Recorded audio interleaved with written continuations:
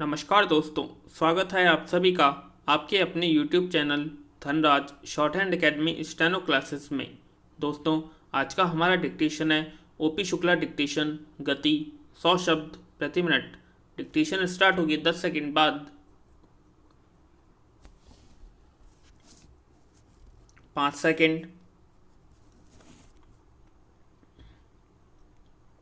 Start. अध्यक्ष जी, मैं इस बिल का विरोधी नहीं हूं, बल्कि अपने कुछ संशोधनों के साथ समर्थन करना चाहता हूं। विराम। अभी मंत्री महोदय ने जो प्रतिवेदन सदन के सामने पेश किया है, उसमें बताया गया है कि राष्ट्रीयकरण के बाद कारखानों ने कितनी उन्नति की है। विराम। मैं कहना चाहता हूं कि राष्ट्रीयकरण से पहले जिस ट्रैक्टर की कीमत 15,000 थी, राष्ट्रीयकरण के बाद उसकी कीमत दुगुनी हो गई है। विराम। जब से यह काम सरकार ने अपने हाथ में लिया है और किसानों को ट्रैक्टर बांटने लगी है, तब से ट्रैक्टरों के दाम बढ़ गए हैं। विराम। किसानों को लूटा जा रहा है। यह सब राष्ट्रीयकरण का परिणाम हुआ है। यही कारण है कि सरकार को इसमें इतना मुनाफा मालूम पड़ रहा है। ये मनमानी कीमत किसानों से वसूल कर रहे हैं। उसके बाद ये प्रसन्नता प्रकट करते हैं कि राष्ट्रीयकरण के बाद इतना अधिक अच्छा इंतजाम हुआ है। विराम। जितने दाम बढ़े हैं, उस हिसाब से तो इन कारखानों को करोड़ों रुपए का लाभ होना चाहिए था। विराम। पैरा। अध्यक्ष महोदय, मैं राष्ट्रीयकरण का विरोधी नहीं हूँ। मंत्री बनने से पहले वे हम लोगों के बीच भाषण देना शुरू करते थे, तो यदि 1 घंटा भाषण देते थे तो आधा घंटा तालियां बजती रहती थीं। लेकिन मंत्री बनने के बाद हमने इनका उसी प्रकार का भाषण नहीं सुना। विराम।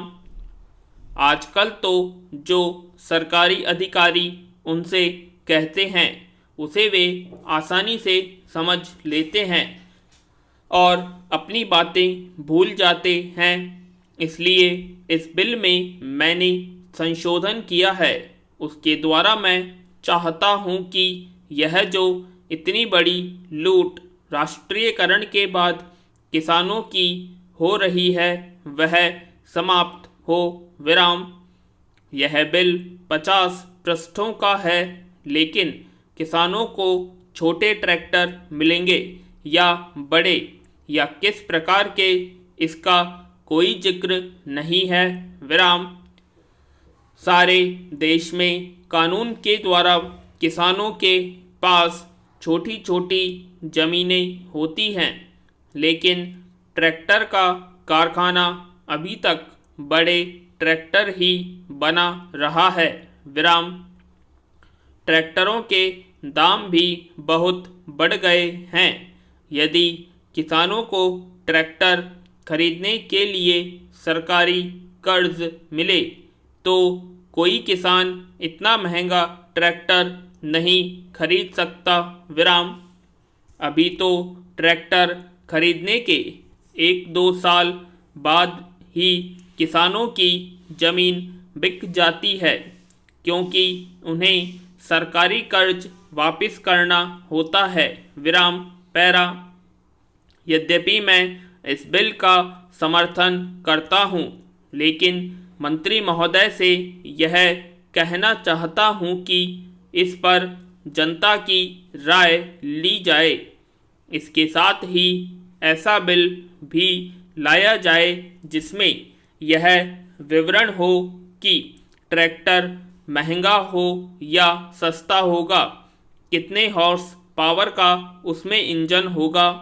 इस बिल में यह भी प्रावधान होना चाहिए कि राष्ट्रीयकरण के बाद जो भ्रष्टाचार या लापरवाही बढ़ गई है उसको कैसे मिटाया जाएगा।